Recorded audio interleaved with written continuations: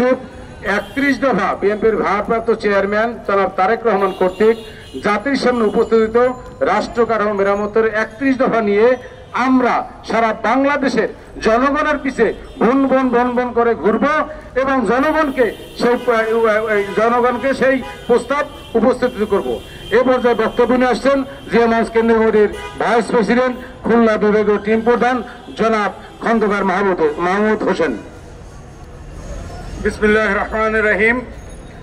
আমাদের 31 দফা নিয়ে কোনো বক্তৃতা আসলে চলে না। 31 দফা আমরা এদেশের গণমানুষের যুব নেতা এবং আগামী রাষ্ট্রনায়ক এবং বিএনপির এই দুর্দিনকে যে মোকাবিলা করে এইখানে এই পর্যন্ত নিয়ে আসছে শহীদ প্রেসিডেন্ট জিয়াউর রহমানের উত্তরসূরি জনাব তারেক রহমান 31 দফা এদেশের জাতির সামনে তুলে ধরেছে।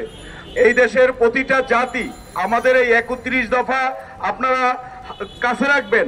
যদি আল্লাহ তাআলা আমাদেরকে আপনাদের ভোটের মাধ্যমে এই দেশ পরিচালনা করার দায়িত্ব ভার দান করেন, তাহলে এই 31 দফা থেকে আমরা সরে যাই কিনা সেই প্রশ্ন আপনারা আমাদের কাছে করবেন।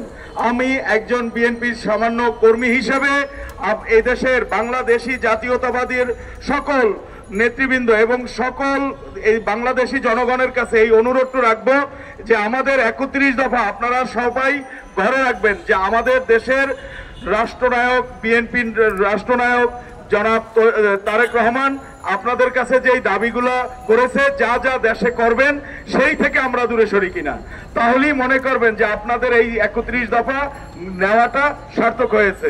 আমরা আজকে এক কথা বলবো, কালকে আরেক কথা বলবো। এই রকমের দল জাতীয়তাবাদী দল নয়।